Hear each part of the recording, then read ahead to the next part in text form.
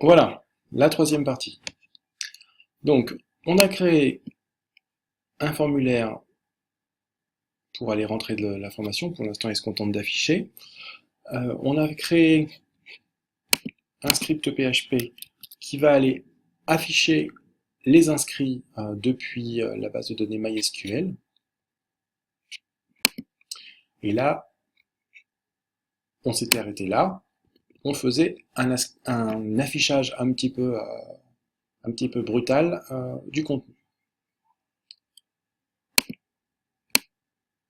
Alors, là, ce que je vous propose, c'est maintenant d'afficher les éléments du tableau. On a vu que dans le tableau, on avait dans la table inscrit, on avait le champ nom, prénom et mail. Et on a également l'identifiant, mais ça ne sert pas à grand chose. Donc, là, j'ai mis en commentaire l'affichage précédent. Voilà, donc là, j'ai Gérald de Cambellec qui vient s'afficher plus le nom, parce que j'ai qu'une seule personne. J'ai pas d'espace, j'ai pas de saut de ligne. Donc, ce qu'on va pouvoir faire, c'est qu'on va intégrer une liste à puces. Donc la liste à puces, il faut la commencer avant le début de la boucle, la finir après la boucle, et insérer des items de liste à chaque itération. Donc, je vais commencer d'afficher ici une liste. On va faire une liste ordonnée, tiens. Donc liste ordonnée, OL, echo, et on termine aussi notre liste ordonnée ici par la balise /OL.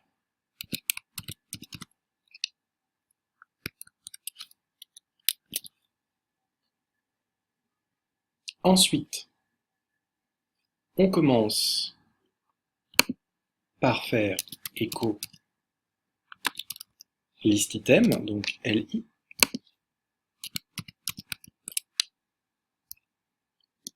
et echo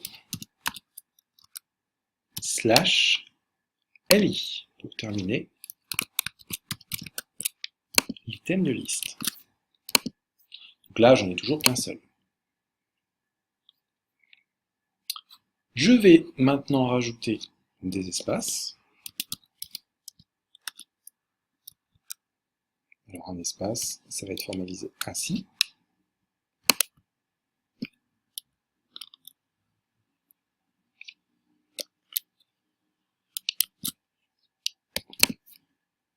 Voilà. Je vais aller mettre une virgule. Faire joli.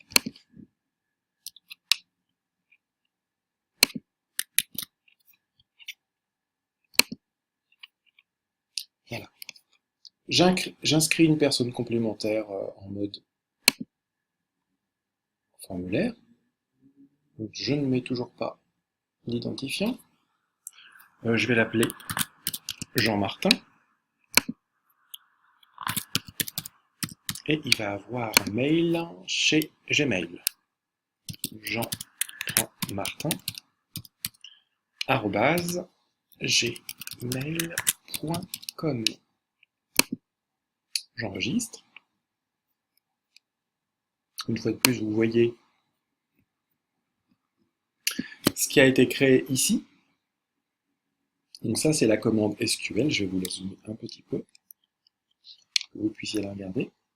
Insert into la base formulaire, la table inscrit, les 4 champs et les valeurs.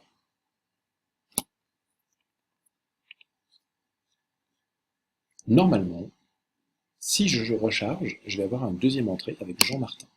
Voilà, Jean-Martin@gmail.com.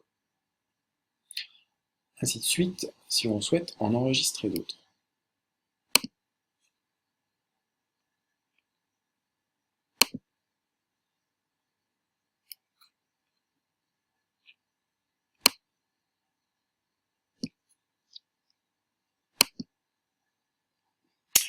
Alors, si on garde ce même principe, on devrait être capable, en plus d'aller chercher les informations dans la base, mais de les lire aussi. De les lire, pardon, et de les inscrire. Donc, en utilisant les mêmes fonctions,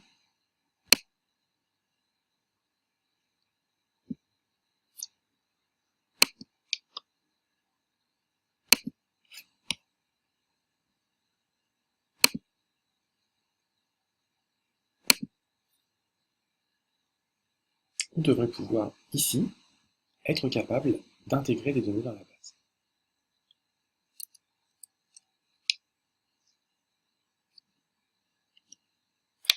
Alors, je crée mon connecteur.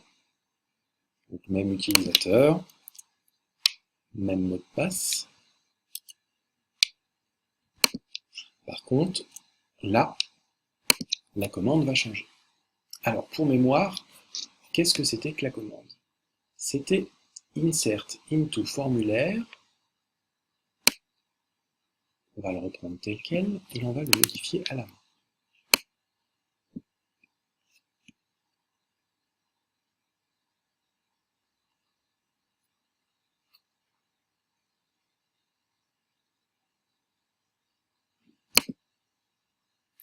On va le tester ici. Donc, insert into. On va retirer tout ce qui n'est pas absolument indispensable. Donc, insert into inscrit. Donc, dans la table inscrit.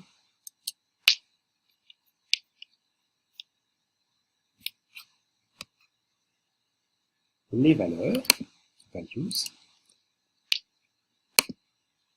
Donc là, on va rentrer une nouvelle personne mais à la main en ligne de commande SQL. On va l'appeler, maintenant, on va l'appeler Bernard Dupont.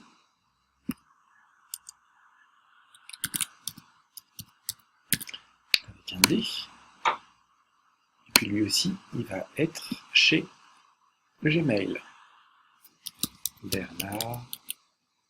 Alors vous amusez pas parce que je pense que c'est, ils existent réellement. Hein.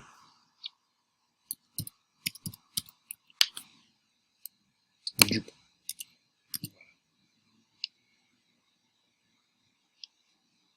Donc si je fais exécuter, a priori, voilà, ça aura bien fonctionné. Normalement, j'ai une nouvelle entrée. Si je fais affichage des inscrits, je vais en avoir un troisième. Bon, maintenant, plus dur, on va créer le code source PHP par rapport à ça. Alors là encore, on n'est pas sûr d'avoir un code source vraiment très propre, mais en code SQL, pardon, on va quand même l'utiliser. L'utiliser tel quel.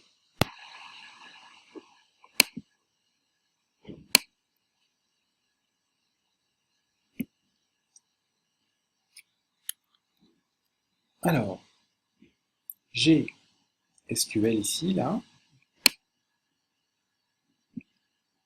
Insert into inscrit, PKID inscrit, prénom, nom, mail, etc. etc. Values. Donc là, c'est cette partie-là qu'on ne va pas utiliser telle quelle. On va remplacer ça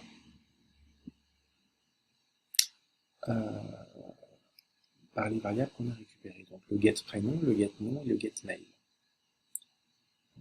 On va le tester tel quel.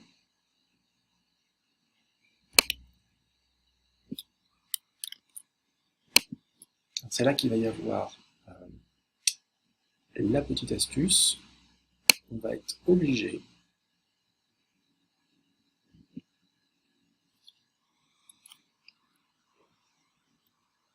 pour intercaler la variable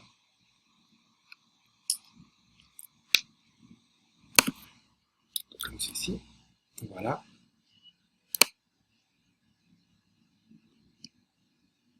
De terminer la chaîne de caractères qu'on a commencé là, puis de concaténer avec le point la variable prénom.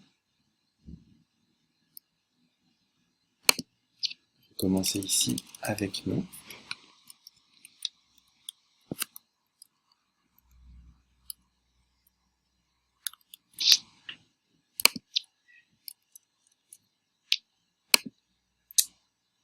et le troisième avec le mail. Donc, nom, prénom, et puis on a également le mail.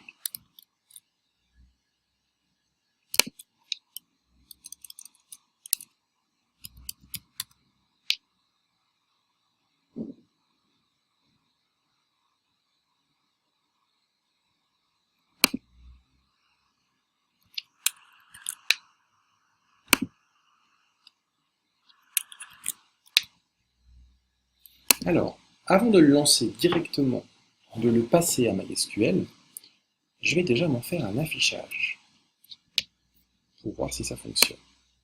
Je vais faire écho de la chaîne de caractères.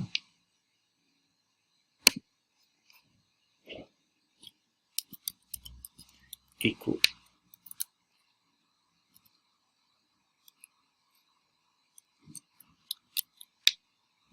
Voilà. Et là, ça va me donner ce qui, plus tard, potentiellement, sera intégré.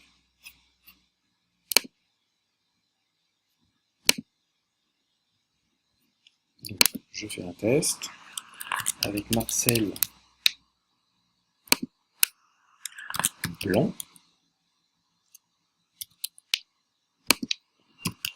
Marcel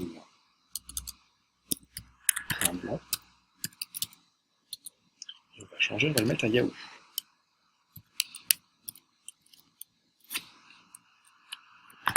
Voilà. On envoie.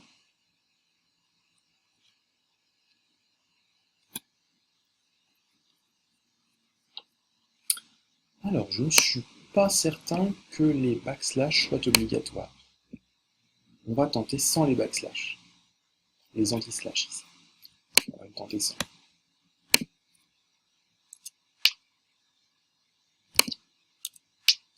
On va bien voir.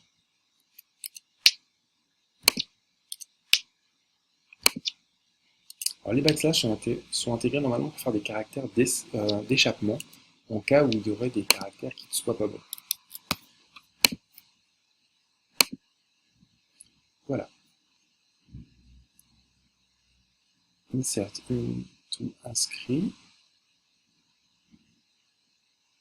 Bon. On va le tenter.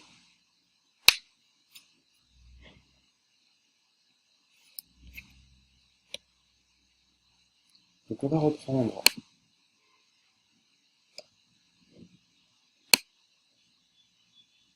le lancement de la requête.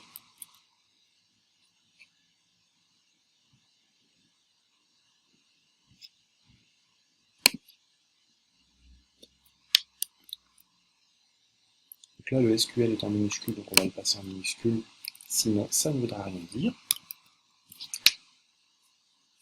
Et on va utiliser une petite astuce de PDO.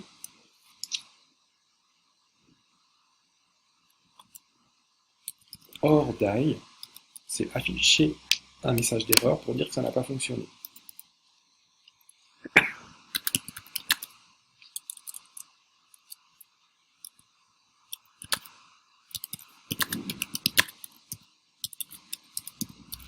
Voilà.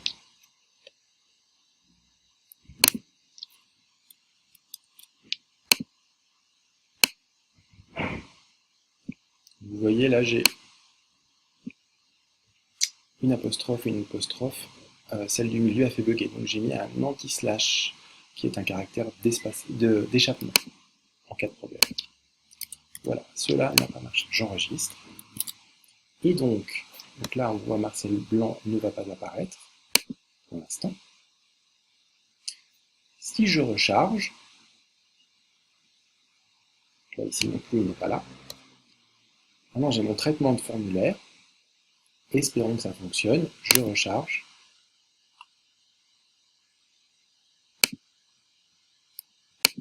Et ça a marché. Voilà. Donc j'ai eu une inscription. Alors bien sûr, si on inscrit plusieurs fois Marcel Blanc, et ben Marcel Blanc apparaîtra plusieurs fois dans la base de données avec des identifiants